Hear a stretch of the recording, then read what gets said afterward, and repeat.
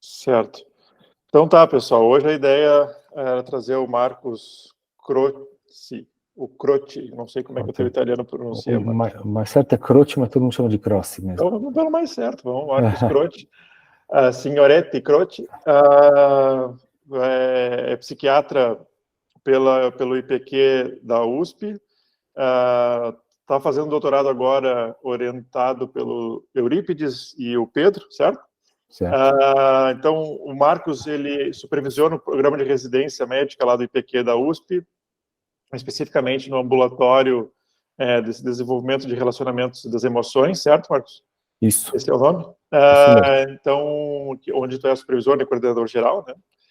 Tem treinamento e é instrutor oficial, né, do Good Practice Management pelo McLean Hospital Borderline Personality Disorder Training Institute, vinculado a Harvard, certo? E tem feito pesquisas e trabalha com a prática e com a ciência do transtorno, vários transtornos de personalidade, especificamente o borderline, nós vamos conversar hoje. Estuda também, está fazendo doutorado, estudando essa parte de dano autolesivo, etc. Então, Marcos, me auxilia aí em complementar a tua apresentação com outras coisas que você tem feito. Obrigado pela apresentação, uma honra estar aqui, viu, Maurício? Obrigado pelo convite. Então, tá, a honra é nossa de trazer aqui para a Universidade Federal de Santa Maria, poder conversar um pouco sobre isso, porque assim, Marcos, o motivo também é que nós temos muitos pacientes no nosso ambulatório com transtorno borderline, assim, segundo as estatísticas não oficiais que os residentes nos fazem, assim, em torno de 50%, 60% de pacientes mais crônicos, assim, no ambulatório, tem algum nível de, assim, tem transtorno de personalidade borderline em mais diferentes variações de gravidade, e aí a gente precisa também entender um pouco melhor, assim, essa integração com o manejo, né? Tu já deu o curso para a ABP, né, com esse tema, acho que foi esse ano, né? A gente deu o curso no congresso ano passado, esse ano talvez a gente tenha dado alguma coisa na internet mais curta, assim. Tá certo. No comecinho do ano.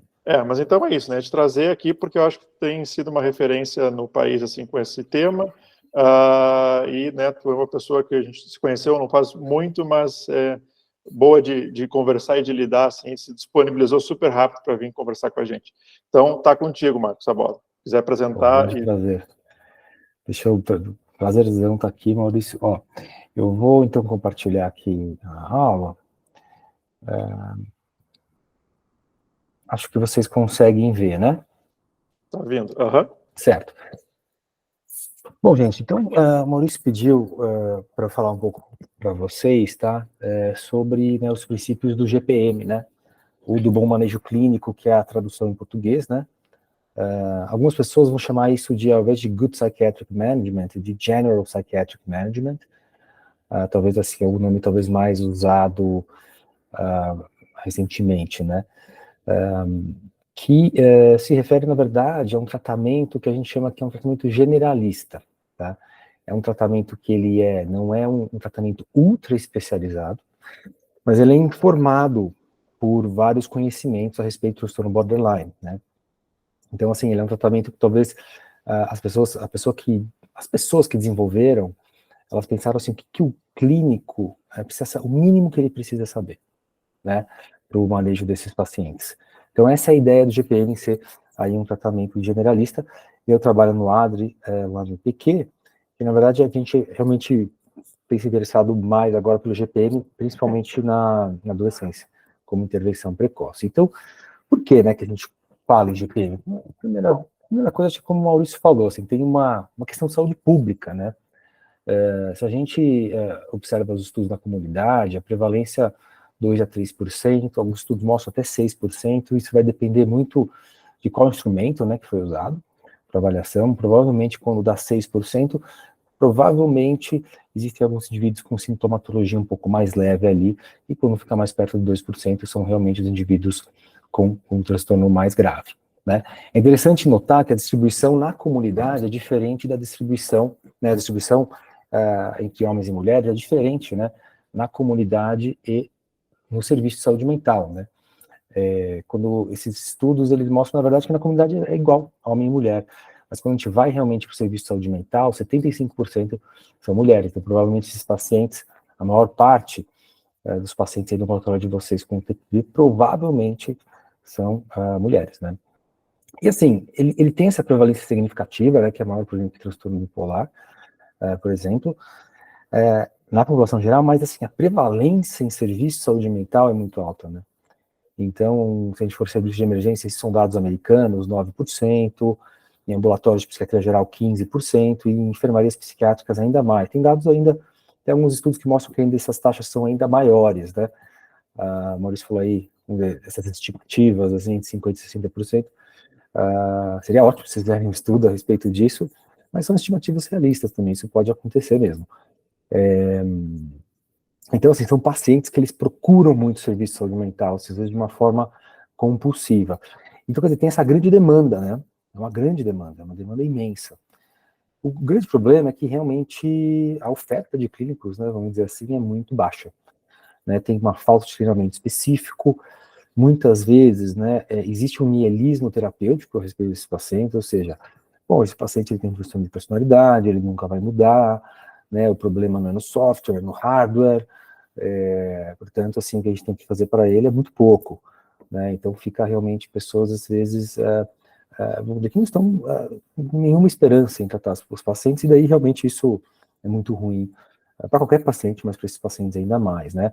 Tem estudo que mostra que boa parte dos clínicos, eles evitam ativamente pacientes com TPB, e tem vários mitos, assim, sobre TPB, talvez eu não tenha tempo para falar isso para vocês hoje, mas que são mitos que, muito provavelmente, eles são mitos que vieram de um tempo em que o tratamento para TPB era realmente muito pouco estudado, né? Então, por exemplo, nenhum paciente melhora, né, os pacientes eles atacam seus clínicos, risco de processo e coisas do tipo, tá? Os pacientes geralmente só vão melhorar com tratamento super intensivo e especializado, isso são mitos, né? Muito provavelmente também é que hospitais universitários, como por exemplo de vocês, muito provavelmente vocês também entram em contato assim com pacientes mais graves, né? Quer dizer, existe uma seleção, existe um viés aí, então provavelmente isso também contribui para a visão assim do serviço de residência como o TPB como um transtorno intratável, né? Porém, apesar disso, existem tratamentos, né, baseados em evidência, né? Por exemplo, esses são os grandes 3 tratamentos baseados em evidência para o TPB, né? De longe, o mais estudado é a DBT, né, que é a terapia comportamental dialética. O segundo mais estudado é a MBT, que é o tratamento baseado na mentalização, e o terceiro seria a psicoterapia focada na transferência. Eles são tratamentos, assim, muitas vezes intensivos, são tratamentos, por exemplo, DBT, né? DBT tem, por exemplo, 1 hora de terapia individual, tem um grupo de habilidades, né? Que é o grupo, às vezes é mais do que 2 horas, tem conte por telefone, o clínico ele faz parte de um grupo de consultoria, tanto, principalmente para manejo do comportamento do clínico, né? Então, quer dizer, é um tratamento bem intensivo, o custo da formação é muito alto, então é difícil a gente esperar que a gente vai dar conta daquela demanda de saúde pública se a gente for precisar realmente de, assim, um terapeuta de DBT para todo paciente com TPB, é impossível isso, né? Isso que DBT provavelmente é a terapia baseada em evidência mais disseminada dentre essas 3, né? Então, quer dizer, são tratamentos maravilhosos, né? São tratamentos maravilhosos, muito sofisticados, mas eles demandam muito treinamento, eles são caros, né? E daí, então, surgiu uma ideia, né, na verdade, que é o seguinte, ok, porque, assim, boa parte dos estudos que validaram empiricamente essas terapias, eles eram feitos, vamos dizer, com tratamentos, assim, existiram ao longo da história, assim, desses estudos, vários tipos de tratamento comparadores, né, com DBT, com MBT, né, então sempre, você vai estudo de psicoterapia, tem aquele treatment as usual, né, um tratamento comum. Depois eles testaram também com tratamento de especialistas na comunidade, que é uma coisa muito difícil saber o que é. Tem muito poucos estudos assim que comparam esses estudos entre si. Então eles pegaram e falaram, a gente vai agora fazer um comparador generalista bom, baseado no trabalho do John Gunderson, e vamos ver o que acontece, né? Então é o maior estudo, na verdade, ensaio clínico randomizado para TPB. Foi a primeira autora Shelley McBain, que é uma pesquisadora do Canadá, também terapeuta DBT, assim, de mão cheia, o Paul Links, que é um psiquiatra do Canadá, que é um dos que desenvolveu o GPM. E eles publicaram, e assim, o resultado, na verdade, foi uma surpresa para todos, tá? Eu vou mostrar aqui só alguns parâmetros, mas, na verdade, não houve diferença do ponto de vista estatístico entre esses dois tratamentos. Quer dizer, o GPM, ele também, vamos dizer, seguiu o DBT, DBT de excelente qualidade, em vários parâmetros, né? Por exemplo, comportamento suicida, comportamento autolesivo, e isso se manteve também depois da terapia, né? Em ambos os tratamentos. Então, quer dizer, não é apenas um tratamento que funciona ali na hora que o paciente está recebendo tratamento, parece que tem aí um efeito mais prolongado, né? E eu não vou conseguir mostrar para vocês hoje, o GPM até foi um pouquinho melhor em depressão do que DBT. E assim, e não é o único estudo que mostrou isso, existem outros estudos também, tá? Ou seja, estudos tratamentos especializados que foram comparados com tratamentos mais generalistas, que não são tratamentos comuns, né? São tratamentos generalistas informados, né? Então, TFP, tem esse CAT aqui, que é um tratamento, na verdade, para adolescente, bem específico da Austrália, MBT e DBT. Então, os resultados foram muito semelhantes, né? Às vezes, o que mostrava, assim, por exemplo, do MBT com manejo clínico estruturado, mostrou, por exemplo, que pacientes muito graves, eles respondiam mais rápido com o tratamento especialista, nesse caso do MBT. Então, pacientes graves, assim, são pacientes, por exemplo, com múltiplas comorbidades, transtorno alimentar, ganho secundário, né, com aqueles outros traços de personalidade, né? Acho que muitas vezes no hospital universitário a gente vê isso, né? Paciente que ele tem transtorno borderline, mas muitas vezes ele tem traços narcisistas, às vezes traços sociais também. Esses pacientes são muito desafiadores, assim, para qualquer pessoa, né? Então, aparentemente, o tratamento especializado para esses pacientes acaba sendo melhor. Então, assim, teve aí o surgimento, né, desse modelo generalista para atender essas expectativas de saúde pública. E o que é o GPM, então? Né? Bom, o GPM, então, é um tratamento estruturado, não é um tratamento manualizado, assim, né? Quando você pega tratamento de depressão que tem um manual, você vai seguindo semana a semana o que fazer. Não, ele não chega a ser... ele é menos estruturado, por exemplo, até que DBT, né? Mas certamente ele não é manualizado. Ele consiste de sessões semanais com os pacientes, mas isso não é obrigatório. Na verdade, isso a gente só vai manter se realmente estiver sendo útil para o paciente, que é um dos princípios do GPM, assim. Quer dizer, a gente espera que o paciente melhore. Se ele não melhora, a gente quer fazer algo diferente, né? Talvez o tratamento não esteja funcionando.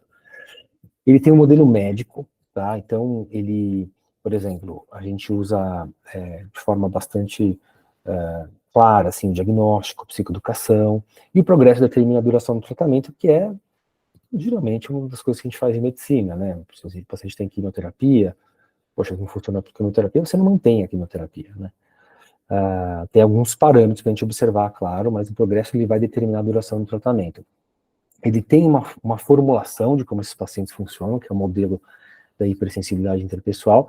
Ele é um tratamento, de forma geral, eclético.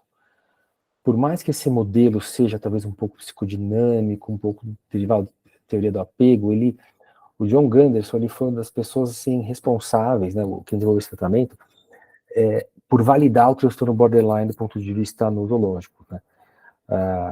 Então ele acompanhou o campo assim por décadas.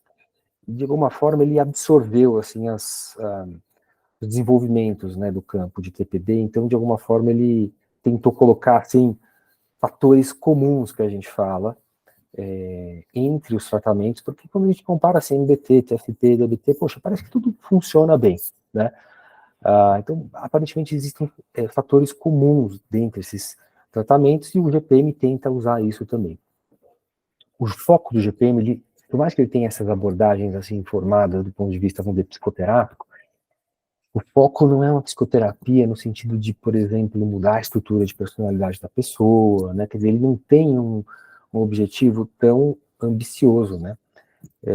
O objetivo dele, na verdade, é a funcionalidade do paciente, entendeu? O objetivo primário é assim, que esses pacientes tenham alguma vida fora do tratamento, né? Isso a gente chama de gerenciamento de caso.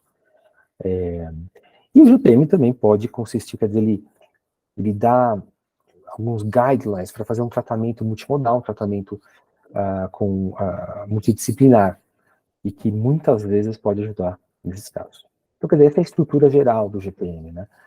E o modelo, então, é esse modelo da hipersensibilidade interpessoal. A gente precisa, de alguma forma, de formular os casos desses pacientes, e esse modelo, ele ajuda muito, tá? Porque, assim, esse modelo, ele mostra que esses pacientes, eles mudam do ponto de vista sintomático de acordo com a conexão interpessoal deles. Então, existe uma espécie de um contínuo de conexão, e é por isso que muitas vezes, assim, a gente está no ambulatório, vem o paciente está com a gente, ele briga com a gente, ele está irritado, ele está ansioso, de repente você vê lá no ambulatório, ele está num grupo de pessoas, ele está sorrindo, ele está bem. Existe uma variabilidade muito grande, né? E a forma pela qual o GPM explica isso é pelo modelo da hipersensibilidade interpessoal, né? Então, assim, quando esses pacientes estão conectados a alguém, geralmente eles estão relativamente assintomáticos. Às vezes pode ter uma certa angústia, mas, assim, de forma geral, eles estão um pouco melhores, né? Eles têm uma tendência a idealizar muitos outros, e um dos problemas é essa tendência à dependência afetiva de alguém. Mas eles são muito sensíveis à rejeição. E frente à percepção desse estresse interpessoal, que pode acontecer, às vezes, pode ser uma rejeição de verdade, ou pode ser uma percepção de rejeição, eles começam a evoluir do ponto de vista sintomático, por exemplo, esse estado que chama de ameaçado, né? E isso, bom, de idealização, o outro lado da moeda é a desvalorização, né? Então, quer dizer, de um melhor clínico do mundo, você vai se tornar o pior clínico do mundo. Então, isso é um sintoma, né? Então, a gente tenta explicar um pouco para os residentes isso, né? Que a gente tenta não levar para o pessoal. Claro que isso vai atingir vocês do ponto de vista emocional, não tem como, né? Quando alguém está, talvez, irritado, bravo com você e te criticando, é difícil você não sentir absolutamente nada, mas de alguma forma a gente tenta reformular isso como um sintoma. E isso, assim, por esses pacientes eles continuarem passando por certas desconexões, eles podem evoluir para estados mais graves, até estados suicidas, né? Mas, assim, se eventualmente esses pacientes se sentirem validados, tiverem suporte dos outros, algum envolvimento maior, provavelmente eles voltam a um estado de conexão que é mais trabalhável, né? Isso por que é importante? Bom, é claro que isso às vezes é importante no diagnóstico diferencial, né? A gente sabe que uma das grandes diferenças entre TAB e TPB é essa, né? Às vezes o paciente fala, não sei porque eu me senti assim, porque as coisas são tão impulsivas, isso acontece tão rapidamente, que eles não sabem mesmo o que aconteceu para fazer com que eles se sentissem mais ansiosos, né? Mas muitas vezes com análise em cadeia, que é uma forma de investigar isso, a gente consegue achar esse estressor interpessoal, né? E isso também indica para a gente o que a gente vai fazer. Por exemplo, se os pacientes estiverem nesse estado de desespero, de solidão, quer dizer, geralmente é um estado que, assim, de alguma forma, a parte racional, vamos dizer assim, do funcionamento deles não está muito acessível, né? Então, geralmente são estados que a gente tenta ter um pouco mais de cautela, a gente tenta ir mais para o lado do suporte, até de alguma forma esse paciente está um pouco mais acessível mesmo, tendo mais um estado de conexão, principalmente, e talvez não ameaçado também, né? Isso também faz a gente pensar de como a gente pode causar isso, né? Então, férias, né, você encerrou a consulta mais rápido, atrasou a consulta, quer dizer, tudo isso pode ser parte do estressor interpessoal, e a gente discute isso abertamente com os pacientes, tá? O GPM, então, quer dizer, tem essa formulação, né, do ponto de vista interpessoal, e ele tem alguns princípios básicos, né? Ele não é um tratamento, então, protocolar, mas ele tem alguns princípios. O princípio primeiro é seja ativo e não reativo, né?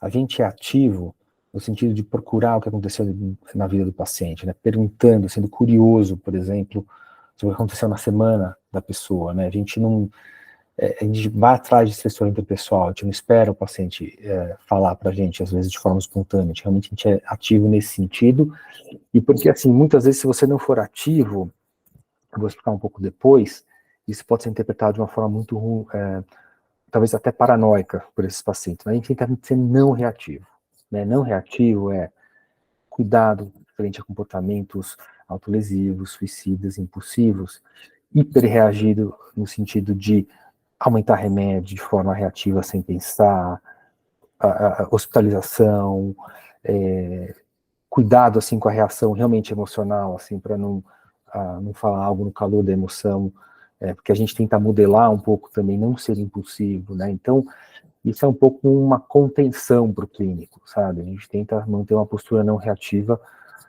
porque isso pode dar problema no tratamento, tá? Mas isso não significa que você vai ser passivo, você tem que ser ativo. A gente usa muito apoio, validação seletiva. O que é isso, né? Quer dizer, esses pacientes, eles podem, bom, se cortar, eles podem ameaçar suicídio, eles podem ter comportamentos que são muito pouco válidos, assim, né? No sentido de que não tem como você justificar alguém que quebrou, por exemplo, um celular porque estava irritado com a namorada, né? Mas, assim, a gente vai atrás do por que isso aconteceu. E a gente tenta, de alguma forma, ir atrás, ir pela emoção mesmo, né? Quer dizer, o que fez essa pessoa sentir raiva, né? Quer dizer, ela se sentiu ameaçada, ela se sentiu criticada, e geralmente a gente consegue achar algo válido ali. A gente tenta, de alguma forma, fornecer uma validação ali emocional. Por quê? Porque eles têm uma deficiência em expressar o que está acontecendo com eles do ponto de vista emocional, né? Eles demonstram isso de uma forma muito pouco efetiva, né? Eles têm uma comunicação muito ruim, na verdade. E por isso que as pessoas invalidam eles, né? Por isso que eles são muito incompreendidos. Isso daí vira uma bola de neve, porque são pacientes que eles ficam com uma necessidade, assim, de afiliação social imensa, né? Realmente eles se sentem muito sozinhos mesmo. Então, o clínico, ele precisa, vamos dizer, de alguma forma, tomar cuidado com esses comportamentos impulsivos, mas ir atrás do que está atrás ali. Isso é fundamental para a aliança terapêutica e para o tratamento. E o relacionamento, ele é real, certamente, assim, porque ele vai atingir o clínico. Eu acho que o clínico, quanto mais espontâneo ele for, geralmente eles são mais aceitos, né, para esses pacientes. Às vezes a gente fala um pouco da gente, claro, com muita cautela, para validar, por exemplo, algo do paciente, mas a gente mantém alguns limites bem claros, assim, né? Tempo de consulta, por exemplo, né? Quer dizer, é uma relação profissional, né? Porque às vezes, por que é importante falar isso? Porque às vezes realmente tem clientes que começam a atuar em cima disso e começam a ficar desesperados, pacientes, e sair do papel profissional, né? Então, isso tem que tomar muito cuidado, por quê? Porque você não quer induzir essa dependência do paciente, né? E isso é um workshop, tá, gente? É um workshop, assim, de 8 horas, tá? Eu tô talvez falando um pouco rápido a respeito disso, não vou conseguir, talvez, assim, explicitar todos esses princípios, tá? Mas assim, depois eu vou deixar aqui toda a literatura para vocês lerem, quem quiser se aprofundar, tá? Então, o tratamento é o foco na vida fora do tratamento, ou seja, ter uma vida ativa. Se não está funcionando, a gente precisa rever o tratamento, o que está acontecendo de errado, tá? E por último, se os pacientes não forem colaboradores ativos, é difícil que o tratamento funcione, né? A gente está falando de personalidade, eles precisam aprender formas diferentes de lidar com a emoção, com as pessoas. Certamente uma postura passiva, né? Uma ideia de que talvez a terapia vai ser mágica, o remédio vai funcionar, apenas o remédio vai funcionar, é uma postura muito ruim, que vai induzir dependência, vai induzir geralmente uma postura muito passiva, e aí que a gente vê que o paciente não vai mudar, né?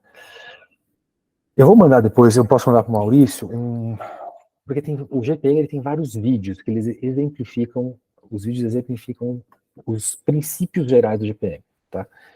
E eu acho muito interessante porque faz a gente pensar um pouquinho mais, fica um pouco mais vivo o método. Eu passo para o Maurício parte ali do YouTube que tem alguns vídeos para exemplificar essa abordagem, né? Então, mais uma vez, né? Resposta dos pacientes borderline é a neutralidade, porque a gente precisa ser ativo, né?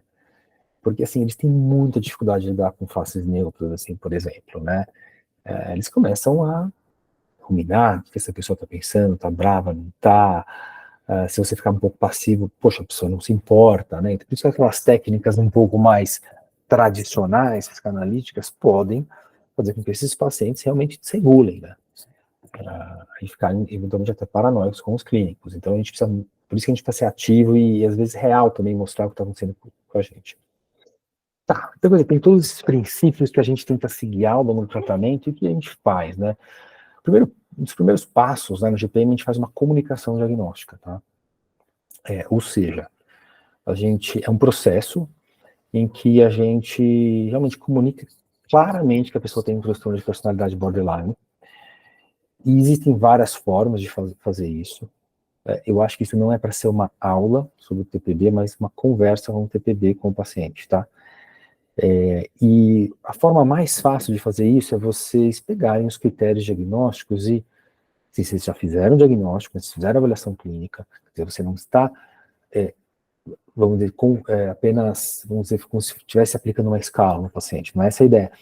A ideia é que você já tem essa ideia do diagnóstico e você vai revisar em conjunto os critérios.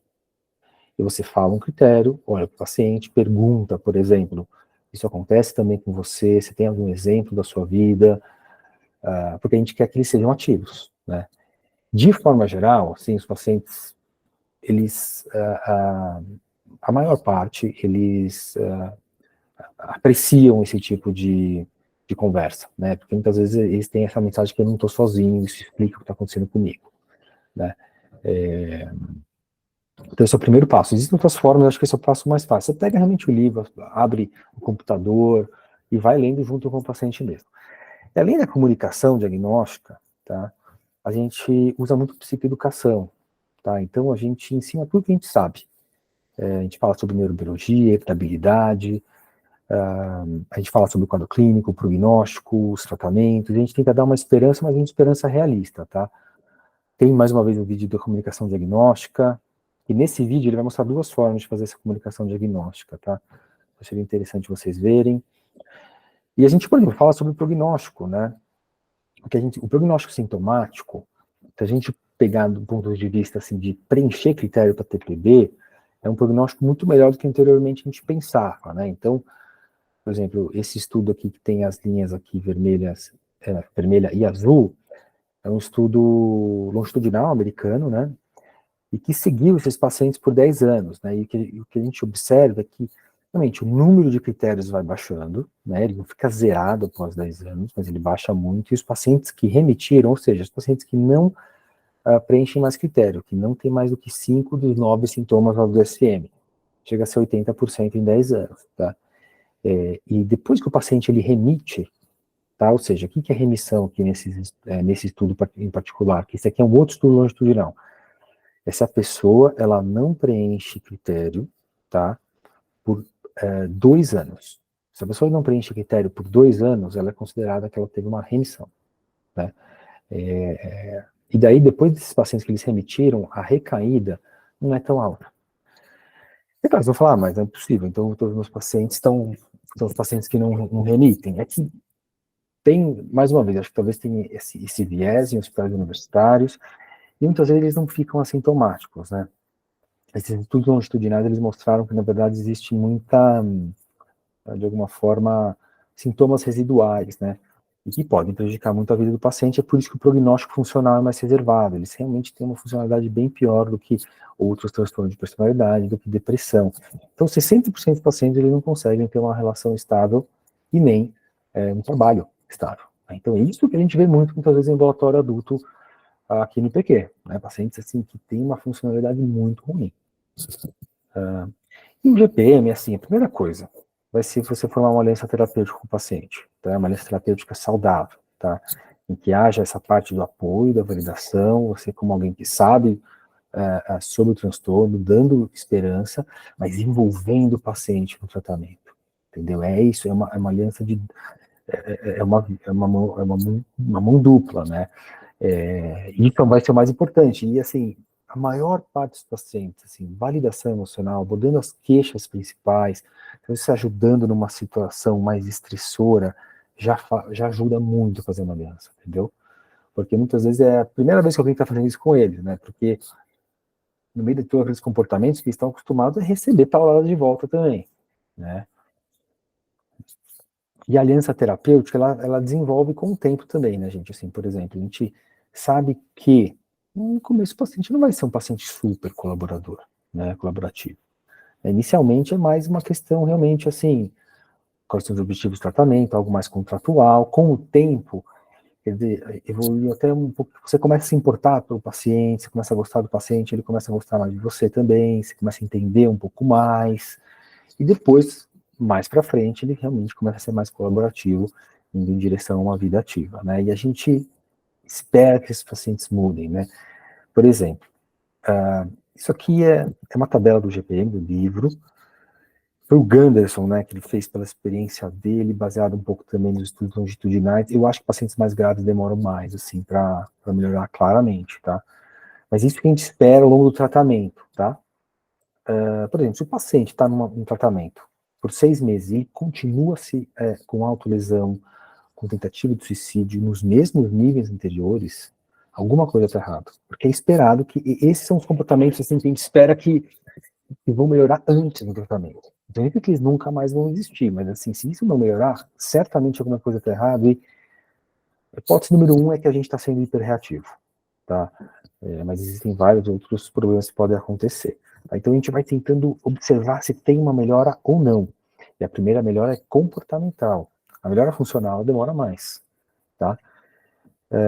E as intervenções, o GPM ele não é algo que tenta inventar algo do zero, tá? Então é um pouco assim, você pega o manejo clínico geral que vocês já sabem, que vocês fazem no dia a dia de vocês, mas adiciona alguns princípios e algumas modificações para os pacientes com TPD.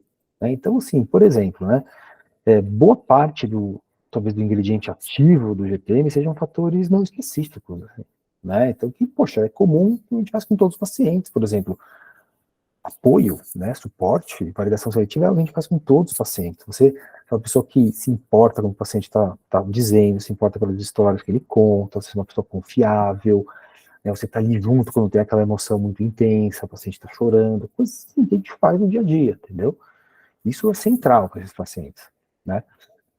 É que às vezes a gente pode ficar muito pisando em ovos, a gente acaba não fazendo isso, e daí realmente acaba sendo ruim para eles. Então, é um desafio, às vezes, fazer essas questões tão específicas para esses pacientes. E o GPM também, ele, de alguma forma, ele tenta muito construir uma narrativa para esse paciente. Né? Ele tenta, por exemplo, o que acontece com você é algo que é uma reação a eventos interpessoais, não é algo do nada. E a partir daí, trabalhando com as emoções, geralmente ele surge nas relações interpessoais desses pacientes. Então, as coisas começam a ficar mais coerentes na cabeça desses pacientes, porque inicialmente eles simplesmente aquela desregulação emocional que eles não fazem ideia do que está acontecendo, raiva, tristeza, impulso, né? Não tem palavra para descrever o que está acontecendo. E a gente tenta, de alguma forma, criar uma coerência nisso, a partir do modelo de hipersensibilidade interpessoal. Com o tempo, isso espera-se que isso fique um pouco mais elaborado, né? Até eventualmente a gente pode até pedir uma autobiografia para o paciente, né? Como é que eu cheguei até aqui, né? Às vezes começa com uma linha do tempo, né? Quer dizer, quais foram os eventos centrais da minha vida, né? Por que isso está acontecendo comigo agora? Então, às vezes, para esses pacientes com problemas de identidade, isso pode ser importante. Então, esse é um exemplo de uma análise em cadeia. Então, análise em cadeia é você olhar para um microscópio para a crise, entendeu? Basicamente é isso. Você vai ver a crise, e você vai ver toda a cadeia de eventos, que são comportamentos, pensamentos, que levaram até a crise. Isso é difícil fazer isso, porque eles vão ter uma alexitimia, eles vão dissociar na crise, eles não vão querer falar sobre a crise, mas quando a gente consegue fazer, a gente vê que a crise ela tem uma coerência, né? A gente consegue até compreender a crise do ponto de vista empático, muitas vezes, né? E isso também faz com que a gente veja pontos de intervenção também, né? Poxa, vamos tentar te ajudar, então, como você se comunica com seus pais, né? Poxa, você está ansioso por causa da prova, tá? Vamos conversar um pouco sobre isso. A gente tenta ser muito prático no GPM, sabe? Não a gente trabalha com as emoções, validação, mas a gente não quer fazer algo muito elaborado, assim, do ponto de vista psicológico. Todo tratamento para TPD vai ter um guideline, vamos dizer, para comportamentos perigosos, né? O GPM vai ter isso também. A gente trabalha com um certo modelo que fala o seguinte: esses pacientes eles têm um nível crônico de suicídio, maior que a população geral. Às vezes eles têm até ideação crônica, tá? Ideação crônica a gente não interna, né? Ideação a gente só quando agudiza. Mas a gente sabe mais ou menos quando que eles vão agudizar. Aí eles vão agudizar quando estiverem mais deprimidos, quando estiverem abusando de substância, ou eventualmente frente à rejeição, abandono, depois de alta hospitalária. Mas algumas coisas diminuem o risco. Por exemplo, habilidade de regular a emoção, antipsicótico em dose baixa, novas formas de terapia, ou até internação em último caso. Então, tem alguns princípios de manejo de segurança, tá? Que eu vou falar especificamente mais de alguns aqui para vocês. Um dos princípios, a gente faz um plano de segurança, tá? Que isso, na verdade, não vem do TPB, mas vem também de estudos com depressão, né? Quer dizer, não é um contrato de não suicídio, ele é um plano que faz o paciente ele identificar quando ele está entrando em crise, o que ele pode fazer para enfrentar essa crise. Desde habilidades, desde situações sociais, desde pedir ajuda, desde ligar para profissionais, por exemplo, a quem a gente colocou o CVV, né? Ou até fazer com que o ambiente fique mais seguro, né? Então a gente constrói esse plano de segurança e nos vídeos da internet, se vocês acessarem os vídeos, vai ter lá como fazer o plano de segurança, entendeu? Porque a gente precisa rever uma ou duas crises para construir isso com o paciente de forma colaborativa. Você nunca dá um plano de segurança para o paciente, você sempre constrói o plano de segurança junto. Eles não vão usar, vão ter vários problemas que vão acontecer, mas a gente vai insistindo, vamos dizer assim, até que uma hora essa ideia entra na cabeça deles. Hospitalização. É sempre pesar risco e benefício desses pacientes, entendeu? O risco é geralmente dependência, eles não querem ser internação, a internação eles começam a fazer relações patológicas com as pessoas lá dentro da internação, com a equipe, e o benefício geralmente é segurança, né? Poxa, se vocês estiverem com um paciente de vocês e ele for para um pronto-socorro, a gente evita aqueles...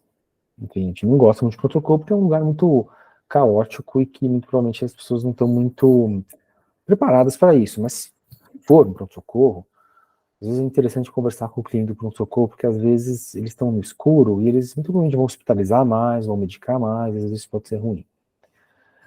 Vamos lá, terminando, pessoal, até para a gente ter um pouco de pesquisa, de conversar, de responder as dúvidas. O GPM, ele é o único tratamento, assim, estruturado, né, para TPB, que ele vai ter como fazer manejo medicamentoso, tá? Infelizmente, tem pouquíssimos estudos, tá? Os estudos também não são mil maravilhas, e a gente sabe que é comum esses pacientes estarem em polifarmácia, né? E a gente sabe que isso, bom, pode ser um problema por causa dos efeitos colaterais. E as medicações, o GPM, ele tenta fazer assim, um pouco, não é nem o que você prescreve, muitas vezes como você prescreve. Você tenta usar isso no tratamento para trabalhar questões importantes, por exemplo, né? Então, por exemplo, a gente tenta fazer psicoeducação sobre medicação, sabe? Poxa, você precisa pesquisar sobre isso, você precisa estudar sobre isso, tudo a gente tenta estimular a colaboração do paciente. Quem já medicou border aqui sabe, é difícil medir o efeito, entendeu? É muito difícil medir o efeito, é difícil você observar na consulta a melhora, às vezes é difícil o paciente relatar a melhora, né? Então a gente tenta, por exemplo, usar a escala, um diário de sintomas para ver se realmente o remédio está ajudando, a gente tenta evitar a polifarmácia ao máximo, porém às vezes a gente sabe que não é possível. A gente seleciona uma medicação por vez, né? E a gente sempre tenta, o mais importante, assim, provavelmente que mais a gente faz com o TPB é a gente tratar a comorbidade com medicação, né?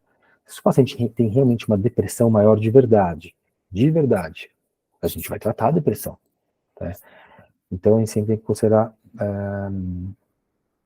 as comorbidades, e a gente tem que lembrar que o manejo medicamentoso hoje ele é considerado adjuvante ao tratamento psicossocial, né? Isso aqui seria um guideline, tá, do manual, mas provavelmente isso talvez esteja um pouco desatualizado e na verdade não existe outro guideline ainda hoje.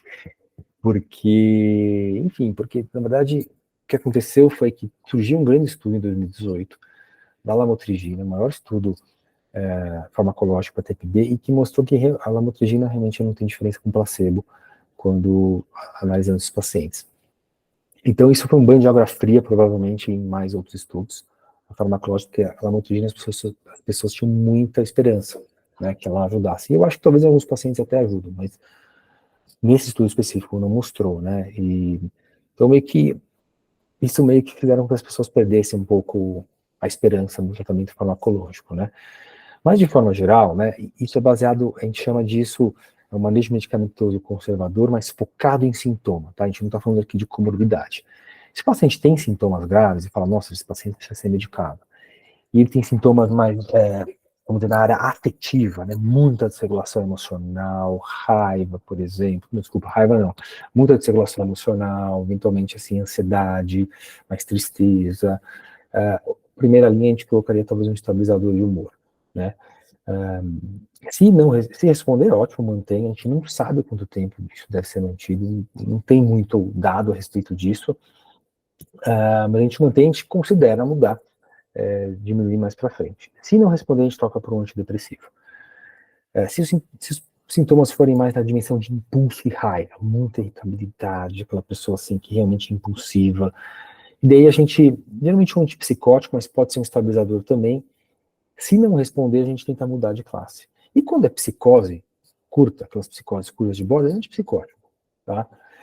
Quando o paciente tem sintomas leves, assim, a gente tenta nem medicar, né? Mas se o paciente insiste demais, assim, tem uns estudos que mostram que, assim, o inibidor seletivo pode até ajudar um pouco, às vezes a gente pode até medicar em algumas circunstâncias, né? Porque isso eventualmente pode, claro, a gente vê se vai ajudar ou não o paciente, esse é o primeiro ponto. O segundo ponto, para uma aliança terapêutica. Mas, assim, a tendência atual é não recomendar nenhuma medicação para TPB, o que eu acho que pode ter vantagens e desvantagens, né? Porque às vezes você está num serviço, não tem psicoterapia, ou você vai ver o paciente a cada 6 meses, quer dizer, eu acho que deixar, às vezes, não recomendado para sintomas de TPB pode deixar as pessoas mais no escuro, mas a tendência atual é essa, né? O guideline da APA, da Associação Psiquiátrica Americana, está sendo revisado. Se vocês forem lá no site, está lá já o guideline novo, vocês podem até mandar sugestões. O antigo é mais ou menos esse guideline que eu mostrei para vocês, né? No Reino Unido, eles recomendam, geralmente, eles não recomendam, né, a medicação para TPB, eles vão recomendar uso sedativo para crise, por exemplo, antipsicótico por 1 a 7 dias, né? E depois você tirar depois da crise, né? Sobredoses, geralmente, assim, de antipsicóticos são menores do que as usadas de esquizofrenia, estabilizador antidepressivo são as mesmas usadas nos outros transtornos, cuidado com ganho de peso, cuidado com valproato, risco teratogênico, esses pacientes, às vezes são mulheres, né, e que, poxa, período fértil, então muita cautela com o valproato, né, e a gente tenta evitar medicações letais em overdose, por exemplo, antidepressivo tricíclico, benzo, de forma, olha, tem que estar muito bem justificado mesmo, de forma geral a gente evita ao máximo, algumas pessoas acham que é iatrogênico, inclusive. E a gente tenta trocar todo o esquema medicamentoso durante a crise, para crise assim, habilidade de crise, entendeu? É plano de crise, tá? Eventualmente medicação sedativa. Comorbidade, esses pacientes eles nunca têm só TPB, né? Tem alguns princípios gerais, tá? Acho que tem sempre o bom senso clínico, julgamento clínico, né? O que eu preciso fazer nesse caso? Eu acho que isso é muito importante, tá? Mas assim, de forma geral, a comorbidade vai ser primária, ou seja, você vai ter que priorizar a comorbidade. Se essa comorbidade, por exemplo, impede qualquer tipo de aprendizado ativo em terapia, né? Então, se a gente está chegando intoxicado na sessão, né? Você está em mania ou hipomania, tem uma comorbidade de transtorno bipolar, não dá para fazer GPM, né? Se ele tem um TEPT, que é um TEPT assim grave, que a gente chama de TEPT complexo, que a pessoa está o tempo inteiro em alerta, assim, ela não consegue relaxar, ela tem muito flashback, são coisas que dificilmente vai ser possível abordar o TPB, né? Enquanto não tem nenhuma motivação, né? Isso no caso de transtorno de personalidade antissocial, anorexia. Em outros casos, muitas vezes, se você não trata o TPB, é difícil que a comorbidade remita. Mas, claro, se tiver uma comorbidade de verdade, pô, uma depressão você vai tratar junto, né? Então, por exemplo, antigamente tinha essa ideia, se eu não tratar a depressão antes, o TPB não vai melhorar, mas os estudos mostraram que é o contrário, na verdade. Né? Bulimia, poxa, checa a saúde física, né? A maior parte das pessoas com bulimia não vai ter um risco tão alto, mas alguns pacientes graves têm, né? Se está usando medicamento e purgando, por exemplo, poxa, é gravíssimo, né? Então, eventualmente, precisa focar o transtorno alimentar, né? Mas, caso contrário, a gente trata o TPB. E assim por diante, tá? Então, a ideia é um pouco assim, se o paciente não tratar a comorbidade e vai fazer com que ele não engaje no tratamento para TPB, tem que tratar a comorbidade, né? TDAH, interessante, TDAH. Alguém com TDAH, principalmente com sintoma relevante, assim, é difícil prestar atenção numa terapia. É muito difícil, eles aproveitarem a terapia, entendeu?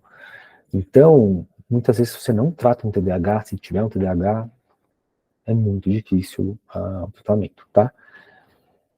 Tratamento multidisciplinar pode ser ótimo se disponível, né? Diminui a sobrecarga do clínico. E existem vários tipos, né? Psicoterapia. Mas o GPM, ele advoga o quê? Que tem que ter alguém gerenciando o caso, entendeu? Que pode ser você, o psiquiatra, né? Isso é essencial, né? E, eventualmente, se adiciona alguma outra modalidade, por exemplo, se tiver terapia de grupo disponível, intervenção familiar pode ajudar. Então, o GPM, ele advoga para o uso de outras modalidades. Muitas vezes, a intervenção em família pode ajudar demais, tá? Principalmente psicoeducação, algum tipo de aconselhamento ou grupo de suporte. Terapia familiar a gente deixa para último. Por quê? Porque muitas vezes esses pacientes e os familiares estão numa situação tão caótica que eles não vão aproveitar uma terapia familiar, né? Tem guias aí de família, posso mandar também esse link para o Maurício, né? Em português, que vocês podem, por exemplo, mandar esse link para a família, eventualmente numa consulta, conversar sobre os itens, né? Então a gente tenta fazer com que os familiares participem, se for benéfico, né? E hoje em dia tem esse grupo de conexões familiares, pouco disponível ainda no Brasil, mas assim, seria um grupo que o familiar só se envolve e ele aprende habilidade para lidar com o TPB. Vou deixar aqui, depois eu posso passar esses slides, tem aqui uns resuminhos do GPM, né, da visão geral. Então hoje realmente a adaptação que a gente tem mais trabalhado é para adolescente. Esse livro está sendo traduzido agora, vai sair esse ano, provavelmente. É isso, gente.